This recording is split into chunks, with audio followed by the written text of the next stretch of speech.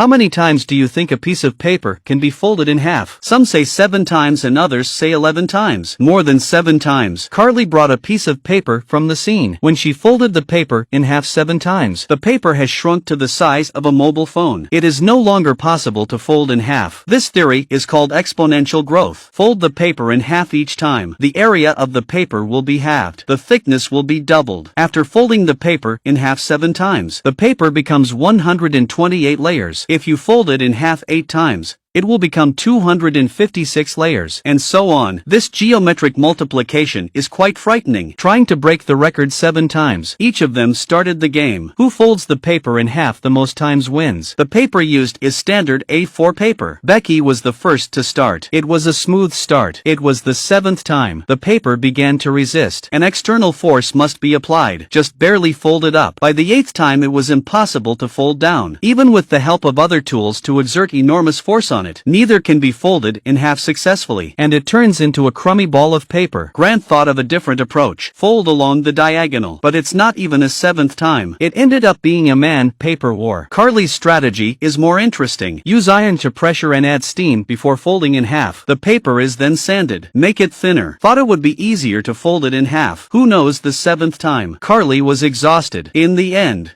I can't fold the 8th time. To prove the problem of folding paper in half, it's a complete disregard for intelligence. Gran began to study the quality of paper. He thought that if the paper were thin, the same area of paper should be able to fold more in half. So he found a tracing paper. He also figured out a cunning way to do it. Fold the long side in half several times, then fold it in half along the wide edge. In this way the position of the crease becomes scattered. It will be easier to continue to fold than to fold in half. In the end he managed to fold 8 times in half. But Becky thought he was cheating. In the true sense of the fold, is to rotate the paper 90 degrees and fold it in half. Grant changed his method of folding in half, so it doesn't count. At this point Carly came up with an exciting plan.